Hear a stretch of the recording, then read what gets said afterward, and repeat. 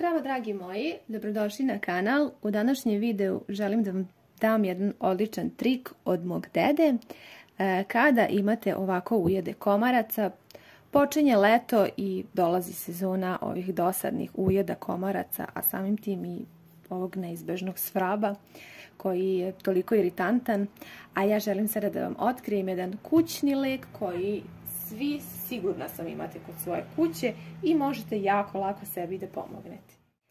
Za ovaj prirodni lek potrebno je najpre da pripremite ovako jednu vatu ili ukoliko nemate vatu možete da iskoristite i blaznicu. Ali u svakom slučaju mislim da je vata mnogo praktičnija i bolja. A sada kućni lek. Ono što pretpostavljam da svi imate kod svoje kuće jeste ovako alkoholno sirće, bilo koje. Ono što treba da uradite, već pretpostavljate, jeste da dobro ovako namočite sa sirćetom vatu ili blaznicu, zavisno šta imate. A potom da taj deo, odnosno mesto uboda, dobro premažete ovako sa vatom, sa sirćetom i vidjet ćete kroz par trenutaka prestaće da vas svrbi mesto uboda. I ovo je zaista 100% provereno, ovo je trik od mog deke, on ga je uvek koristio i zaista nikada ništa drugo nisam koristila kada dođe leto i problem komaraca, već ovako samo najobičniji kućni lek. Nadam se da će i vama biti od pomoći i koristi, zato što dolazi sezona, kažem, komaraca i nadam se da će vam pomoći. A mi se vidimo u nekom novom triku i novom videu. Ako niste znali za ovaj trik, podelite ga sa vašim prijateljima i pomozite i njima. Hvala vam mnogo na gledanju, a mi se vidimo u nekoj novoj ideji. Do tada, ljubim vas sve puno. Danas ne pripremam za vas nikakav recept za ručak, niti dezert, niti doručak.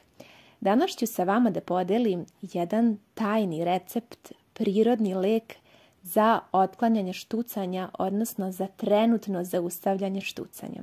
Verovali ili ne, postoji prirodni lek za to.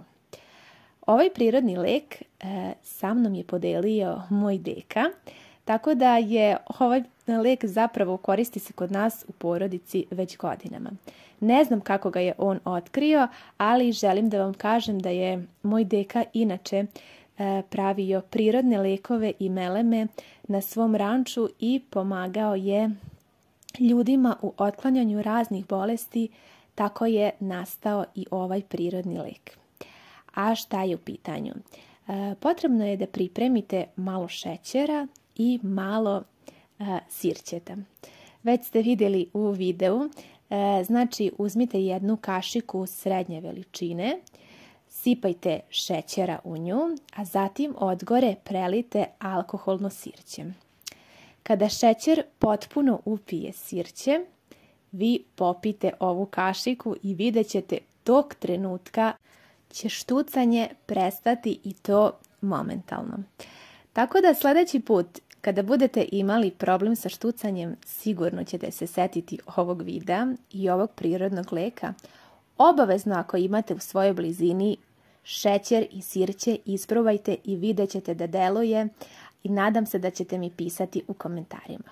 Hvala vam puno na gledanju, a mi se vidimo u nekom novom videu, a do tada želim da vas pozdravim puno.